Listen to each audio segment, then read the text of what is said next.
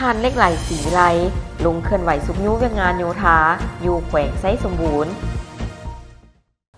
ในตอนเช้าของวันที่30 มกราคม 2026ท่านไซสมพันธ์ลีเต็งเบียจื้อหัวหน้าแผนกโยธาธิการขนส่งแขวงไซสมบูรณ์พร้อมด้วยคณะและภาคส่วนที่เกี่ยวข้องของแขวง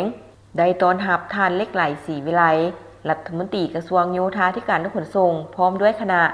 ที่ได้มาเคลื่อนไหวสุกยูและเฮ็ดเวียกอยู่แขวงไซสมบูรณ์โอกาสนี้ท่านเหล็กไหลศรีวิไลพร้อมด้วยคณะยังได้ลงติดตามกวดกาเส้นทางแต่เมืองท่าโทมหาเมืองอนุวงศ์แขวงไซสมบูรณ์ในหลายจุดจากนั้นก็ได้เดินทางเข้าพบปะการนำแขวงไซสมบูรณ์โดยการต้อนรับของท่านพลอยคำหุ่งบุญยวง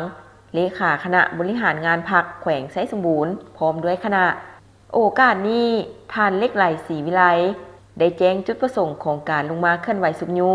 และเฮ็ดเวียกอยู่แขวงไซสมบูรณ์ในครั้งนี้ก็เพื่อเป็นการติดตามและสุกยูเวียกงานของแขนงโยธาธิการขนส่งแขวงไซสมบูรณ์เกี่ยวกับบรรดาเส้นทางต้านเจือนและน้ำประปาโครงการก่อสร้างพื้นฐานโครงล่างความคืบหน้าการก่อสร้างและซ่อมแปลงเส้นทางแต่แขวงหาเมืองที่พวมจัดตั้งปฏิบัติอยู่ภายในแขวงสุกยูการสร้างตะนางคมนาคมให้สามารถเชื่อมจอดระหว่างเมืองหาเมืองและแขวงหาแขวงให้มีความสะดวกสบายขึ้นกว่าเก่าโอกาสดังกล่าวยังได้พบปะโอ้ล้มพนักงานหลักแรงแผนกโยธาธิการขนส่งแขวงไซสมบูรณ์ในตอนบ่ายของวันเดียวกันโดยการเป็นประธานของท่านเหล็กไหลศรีวิไลรัฐมนตรีกระทรวงโยธาธิการขนส่งมีหัวหน้าแผนกโยธาธิการขนส่งแขวง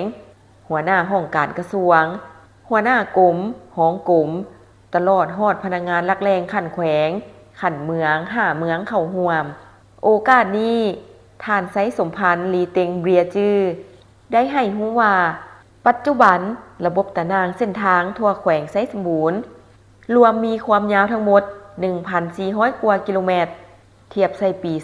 2020เพิ่มขึ้น 298.19 กิโลเมตรในนั้นมีทางปูเบตงทางปูยางทางปูเฮและทางทะลุหน้าดินธรรมชาติทางหลวงแห่งชาติพร้อมดำเนินการก่อสร้างและซ่อมแปลงรวมมี 3 เส้นทางคือทาง 5A 5B และ 1D รวมยาวทั้งหมด 303.80 กิโลเมตรรวมมี 5 สัญญามูลค่า 41 ตึกกว่ากีบความคืบหน้าเฉลี่ย 72.9 สันหอยทางหลวงท้องถิ่นทางเทศบาลและต้านเจือนพร้อมดำเนินการก่อสร้างในทั่วแขวงรวมมี 17 โครงการมูลค่า 622.6 ตึกกว่ากีบความคืบหน้าเฉลี่ยเท่ากับ 48.3 สันหอยบรรดาเส้นทางที่ได้เซ็น MOU การลงทุนรูปแบบ BOT ผ่านแขวงไซสมบูรณ์มี 4 โครงการฟื้นฟูและบูรณะซ่อมแปลงในรูปแบบผสมผสานมี 1 โครงการนำใช้กองทุนของแขวงไซสมบูรณ์มี 1 โครงการ 4 สัญญาจากนั้นบรรดาผู้เข้าร่วมก็ได้ผลัดเปลี่ยนกันประกอบคำคิดเห็นแลกเปลี่ยนบทเรียนซึ่งกันและกันเติมอีกโอกาสนี้ยังได้มอบคอมพิวเตอร์จำนวน 2 ชุดและเงินสดจำนวนหนึ่งให้กับแผนกโยธาธิการและขนส่งอีกด้วยนอกนี้ยังได้ลงเคลื่อนไหวติดตามสุกยูบรรดาโครงการในเทศบาลแขวงไซสมบูรณ์เส้นทางต้านเจือนน้ำประปาเติมอีกมีข่าวดีจะมาบอกสำหรับใครสนใจเช่าพื้นที่ขายเครื่องทุกประเภทและเช่าพื้นที่ป้ายโฆษณาอยู่ตลาดลาวสนใจสอบถามที่เบอร์ 02058389209 สถานที่ตั้งอยู่บ้านสุพังเมืองไซธานีนครหลวงวิจันทร์